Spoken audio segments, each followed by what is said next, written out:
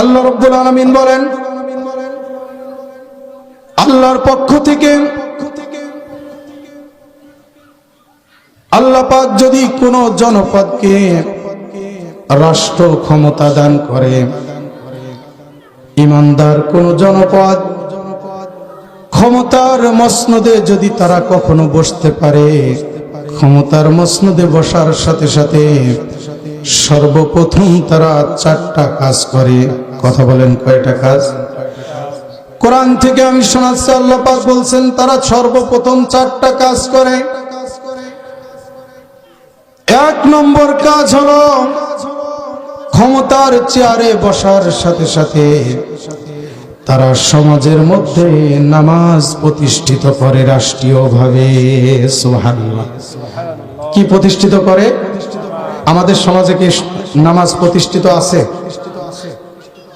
নামাজ যদি প্রতিষ্ঠিত থাকতো তাহলে আজকের এই এত সুন্দর আয়োজনে, এত সুন্দর ব্যবস্থাপনা সবকিছু থাকার পরেও এখানে মানুষের সংখ্যা তুলনামূলক একেবারেই কম।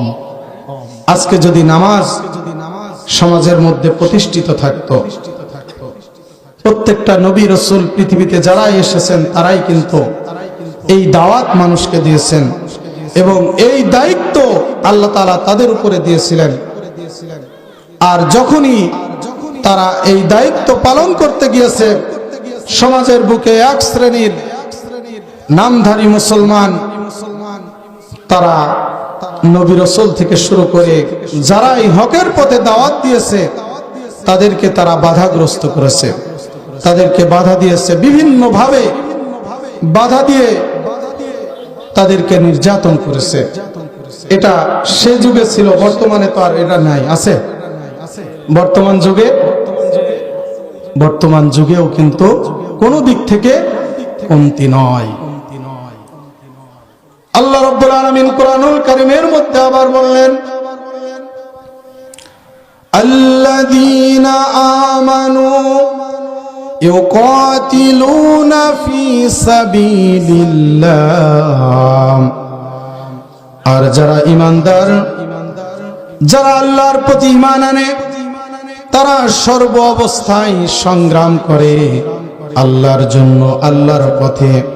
তাদের সংগ্রাম, তাদের চেষ্টা, তাদের মুজাহাদা সব কিছু হয় আল্লাহর জন্য।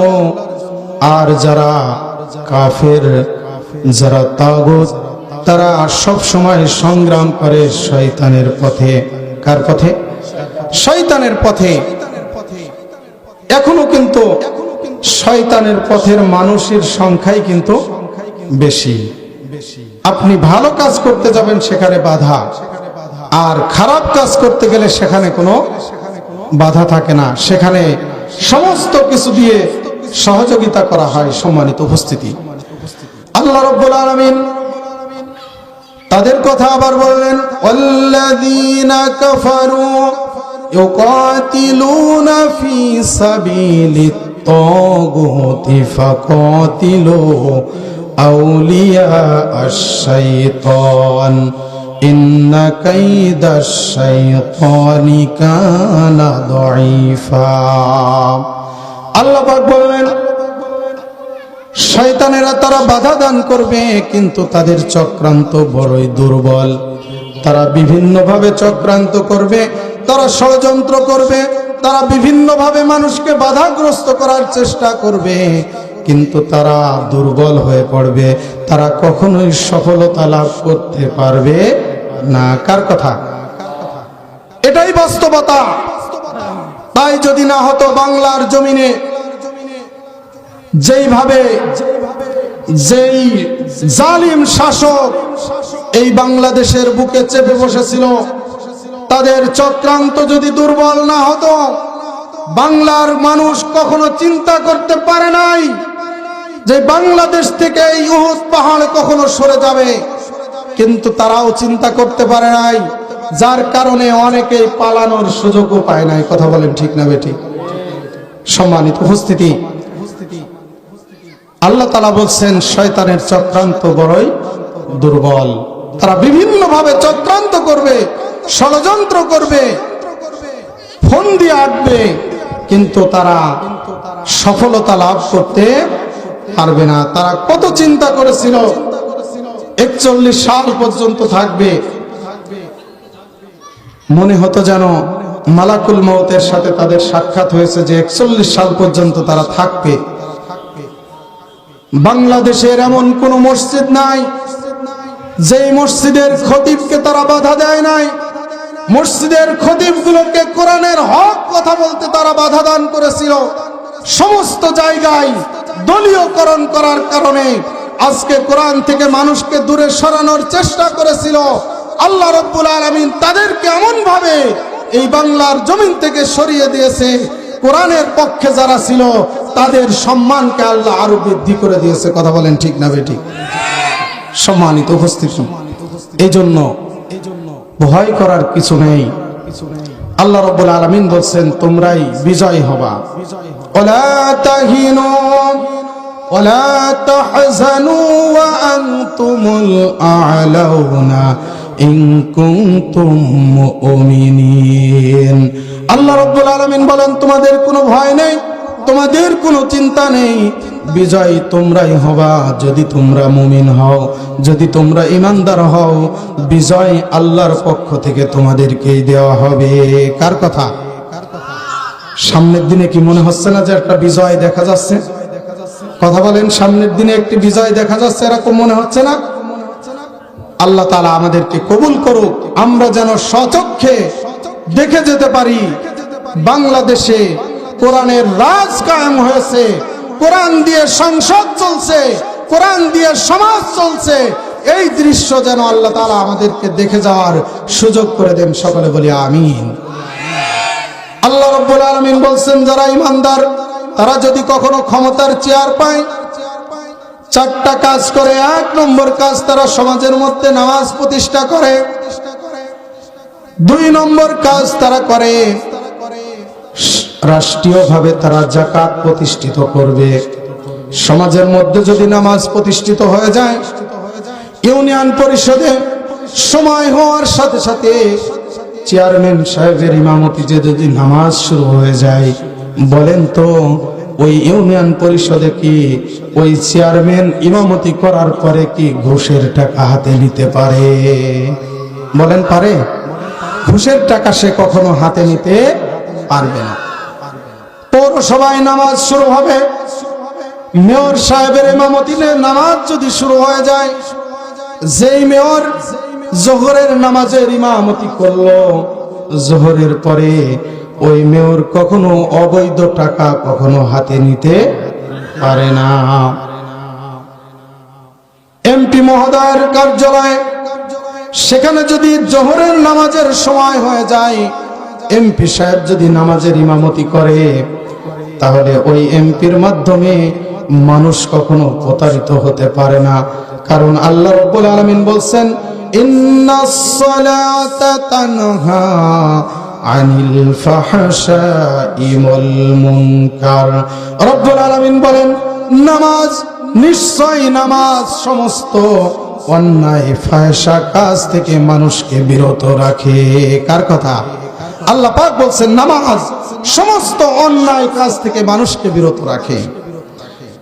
এইভাবে একেবারে রাষ্ট্রপতি থেকে শুরু করে সমাজের একটা মেম্বার পর্যন্ত সমস্ত মানুষ যদি নামাজি হয়ে যায়, বলেন তো এই সমাজটা একটি জান্নাতি সমাজে পরিণত হবে কিনা?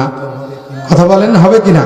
প্রত্যেকটা জায়গায় যদি নামাজ সময় মতো শুরু হয়ে যায়, সৌদি আরবে যারা গিয়েছেন তারা জানেন যে নামাজের সময় হয়ে গেলে কোটি কোটি টাকার ব্যবসা ফেলে থুয়ে একেবারে দোকান আগলা করে তারা নামাজে চলে যায়, সেখানে চুরি করার কোনো মানুষ থাকে না।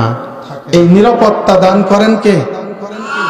আজকে যদি বাংলাদেশেও এরকম পরিবেশ হতো, তাহলে বাংলাদেশেও এরকম সৌদি আরবের মতো মানুষ আজান হওয়ার সাথে সাথে যে যার জায়গা থেকে মসজিদে চলে যেত, নামাজ হতো, কেউ কারোর জিনিস চুরি করার মতো মন মানসিকতা কারোর আর থাকতো না। কিন্তু আমাদের দেশে রাস্তার মাঝে যদি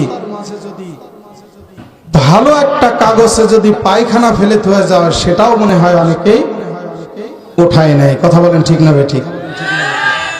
এরকম হয় না? যদি জিনিস যদি ভালো হয়, একটু দেখতে ভালো হলে ভিতরে কি আছে এটা দেখার বিষয় না। সম্মানিত উপস্থিতি, এটাই হলো আমাদের দেশের অবস্থা। এই জন্য আল্লাহ তাআলা যুগে যুগে যত নবী রাসূলকে পাঠিয়েছেন, প্রত্যেকটা নবী রাসূলের দায়িত্বই ছিল যে সমাজের বুকে আল্লাহর আইন প্রতিষ্ঠা করা। কি করা? আল্লাহর আইন যদি সমাজের মধ্যে প্রতিষ্ঠিত হয়ে যায়, ওই সমাজে চুরি থাকবে না, জেনা থাকবে না, ঘুষ থাকবে না, দুর্নীতি থাকবে না, মানুষ খুন থাকবে না। ওই সমাজটা একটি জান্নাতের সমাজে পরিণত হবে। সুবহানাল্লাহ। এই জন্য আল্লাহ রাব্বুল আলামিন বলছেন, তাদের 2 নম্বর কাজ হলো তারা রাষ্ট্রীয়ভাবে যাকাত প্রতিষ্ঠিত করবে। রাষ্ট্রীয়ভাবে যদি যাকাত প্রতিষ্ঠিত হয়ে যায়, তাহলে সমাজের মধ্যে দরিদ্র মানুষ আর থাকবে না। প্রত্যেকে তার নিজের জায়গা থেকে যাকাত প্রতিষ্ঠিত করবে, যাকাত আদায় করবে। এমনকি এমন একটি সময় আসবে সমাজের মধ্যে যাকাত নেওয়ার মানুষ থাকবে না। আল্লাহর রাসূলের কাছে, আল্লাহর রাসূল সাল্লাল্লাহু আলাইহি ওয়াসাল্লামের কাছে, আচ্ছা আসুক, সমস্যা নেই। আল্লাহর রাসূলের কাছে একজন ভিক্ষুক আসলেন, অভাবী মানুষ আসলেন। ইয়া রাসূলুল্লাহ, আমাকে কিছু দেন। আল্লাহর নবী বললেন, তোমার কাছে কি আছে?